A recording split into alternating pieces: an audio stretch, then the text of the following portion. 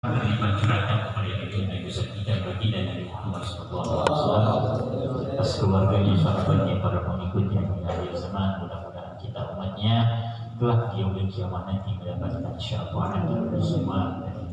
Mudah-mudahan amin ya Allah ya rabbal alamin. Baik, sekelumit daripada keterangan tentang fadilah mengucapkan zikir kepada Allah Subhanahu wa taala. Di antara kalimat zikir yang paling utama adalah kalimat la ilaha illallah.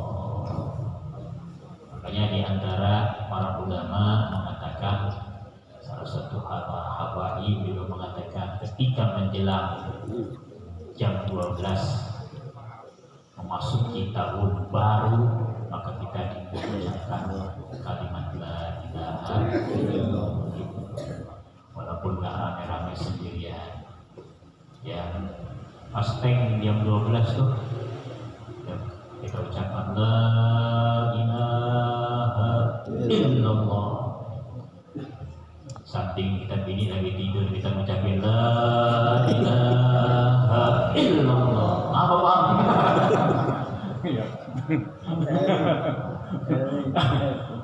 Ini mama dilang. Bangunin bini jam 12 nih, siapin kalimat la ilaha illallah. Ajak anak-anak di tengah rumah, la ilaha illallah. Orang lewat lagi takbir rumahnya tuh, sekeluarga lagi takbir.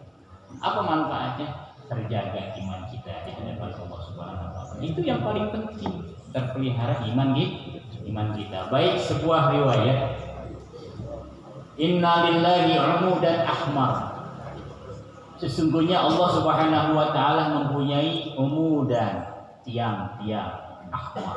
Mana tiang-tiang itu warnanya merah, atau bisa dikatakan umudan ini tongkat.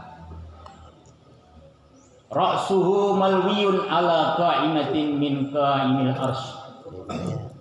Di mana kepalanya itu, ujungnya itu ya melilit di atas tiang-tiang arsy, anil qawaimil arsy, daripada tiang-tiang seluruh arsy. Wa asfaluhu, dan bawahnya ini tongkat atau ini tiang, tahtal ardis sabi'ah, menancap sampai bumi yang ketujuh. Ala zahril hut, di atas punggung yang disebut hut ini satu makhluk laut, hewan yang sangat besar, hut namanya. Saudara pernah nyelam ke dasar laut nggak? Hah? Itu di dasar laut ada yang disebut hut, ikan yang paling besar. Itu makhluk Allah, sampai sekarang masih ada.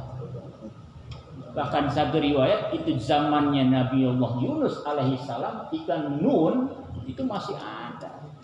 Itu ciptaan Allah Subhanahu wa taala. Ya. Fa iza qala al-'abdu, maka ketika seorang hamba di alam dunia mengucapkan kalimat la ilaha illallah, taharrakal hut, itu ikan atau hewan yang paling besar di dasar lautan ke bumi yang ketujuh itu bergerak, goyang. Taharrakal umuru, pun tiang-tiang aras ikut bergoyang, bergerak. Taharrakal arsyu, kalau tiangnya ikut bergerak, semua alam aras ikut goyang dan bergerak. Hebatnya kalimat la ilaha illallah.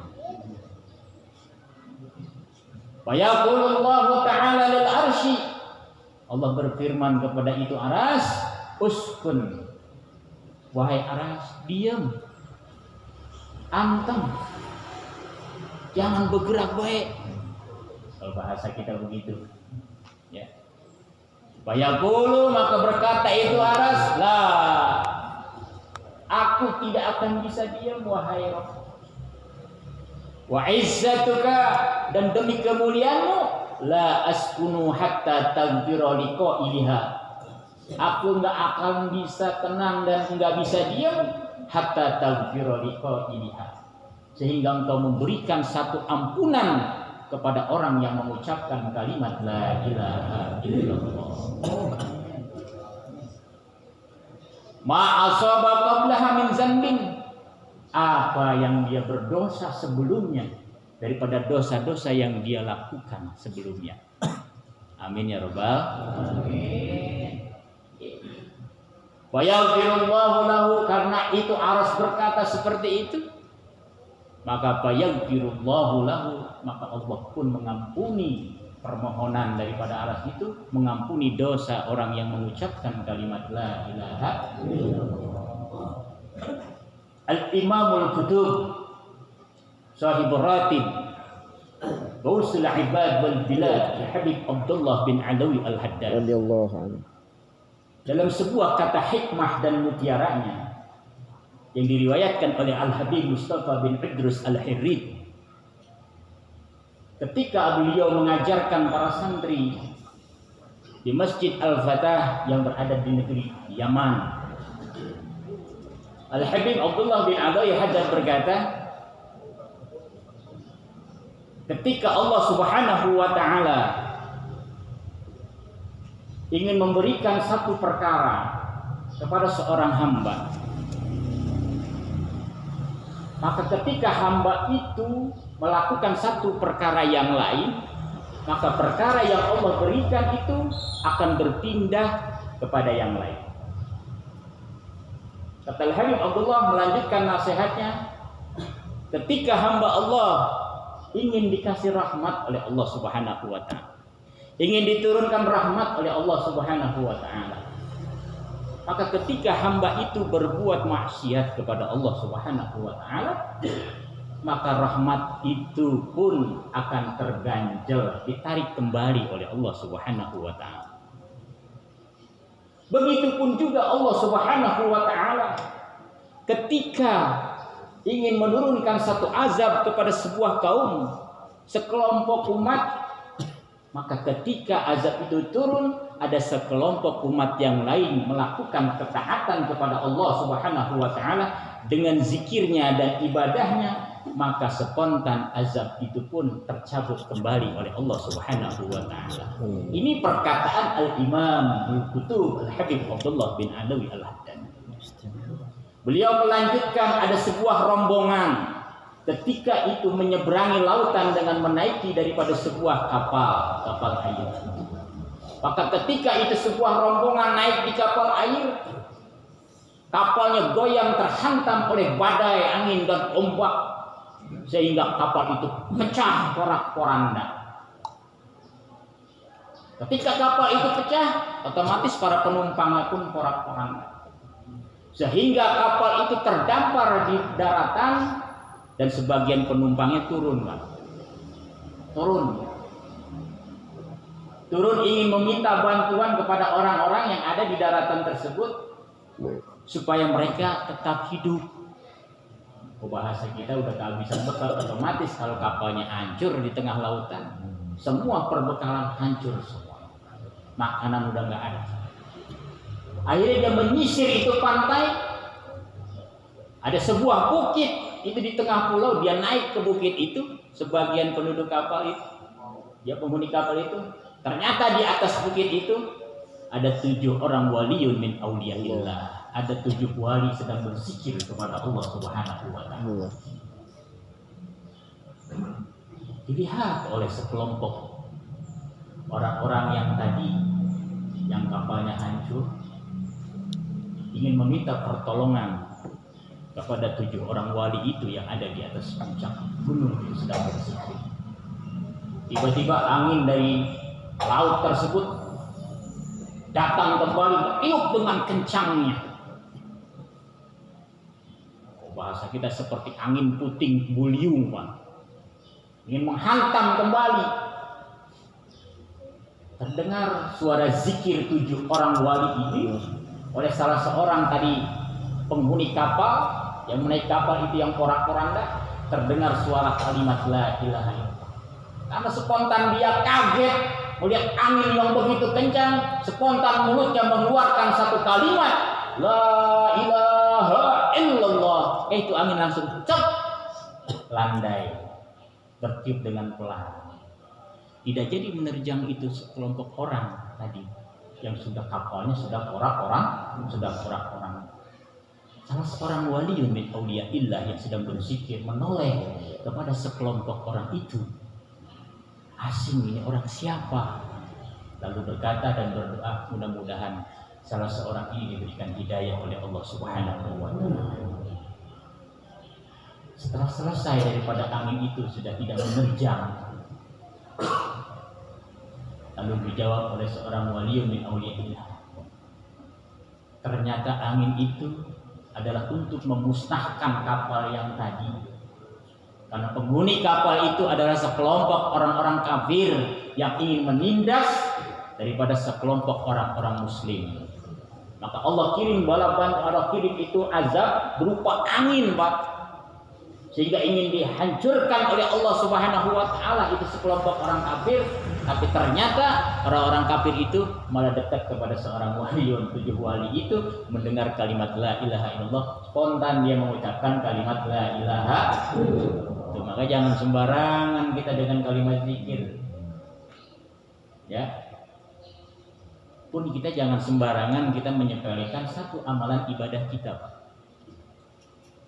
Ya, satu kebaikan yang kita lakukan, sekalipun kita ngasih minum segelas air kepada orang, jangan kita sepelekan itu merupakan satu amalan kebaikan. Walaupun sesuap makanan yang kita berikan terhadap orang yang minta-minta pun kita jangan sepelekan. Siapa tahu ada rahmat Allah Subhanahu wa Ta'ala di situ. Siapa tahu ada ampunan Allah Subhanahu wa Ta'ala di situ. Dan siapa tahu ada ridho Allah Subhanahu wa Ta'ala itu buat kita. Kita nggak bisa bangga dengan amalan salat kita yang sudah berapa puluh tahun, zakat kita, bacaan Quran kita, belum tentu diterima oleh Allah Subhanahu wa Ta'ala. Tapi kita nggak tahu juga di mana rahmat Allah Subhanahu wa Ta'ala. Amalan-amalan kita yang kecil bahkan itu yang diterima oleh Allah Subhanahu wa Ta'ala. Al-Habib Abdullah bin Ali Al-Haddad bercerita kembali, dulu ada seorang imam masjid, kata Al-Habib Abdullah bin Ali Al-Haddad, biasa kalau bahasa kita merbot masjid dan merbot musola lagi. Setiap menjelang maghrib selalu datang kepada itu masjid membawa sebuah lentera. Bahasa kita kalau lentera apa lentera? Hah? Lampu gembreng, pelita ya, pelita kecil. Sebuah lentera. Samping dia bawa lentera itu dia bawa makanan, Pak. Berharap kalau di masjid atau di musola itu ini orang ini merbot biasa datang ke masjid bawa lentera dan bawa makanan. Dia ngasih orang yang mampir ke setiap orang yang sholat di masjid itu. Bahkan itu rutin dia kerjakan. Bawa lentera, bawa makanan, bawa lentera, makan. Siapa aja yang sholat di situ kasih makan. Makanya masjid musola kudu ada air minum khusus, Pak. Pekerjaan ulama-ulama salafus saleh itu seperti itu. Saya waktu di Sukabumi, Kiai Haji Abdullah Mukhtar Abiyah Mukhtar itu setiap siapapun musafir sudah disediakan itu air minum. Itu jadi amal ibadah buat kita. Jadi jangan pelit jadi merbuat masjid. Ya.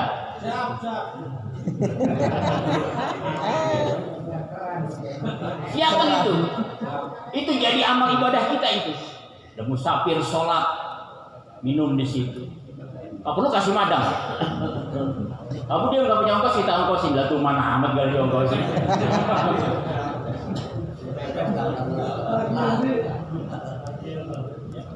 Rupa-rupanya ketika dia bawa lentera mau makan itu selang beberapa hari itu kampung itu diserang daripada al-qohat yaitu musim kemarau. Semua sumur kering sekitar masjid itu. Dapat ujian dari Allah Subhanahu wa Ta'ala, itu sumur kering. Maka itu orang yang biasa bawa lentera, bawa makanan, yang biasa datang ke masjid itu, inisiatif dia. Wah, kalau gini gua kudu gali sumur. Ya, menggali sumur. Ya. Ternyata di samping masjid itu ada sumur yang memang sudah kering, digali lagi oleh beliau. Di tengah-tengah penggaliannya itu ternyata itu tanah di atas roboh, Pak. Oh, bahasa kita mau gempa mungkin ya.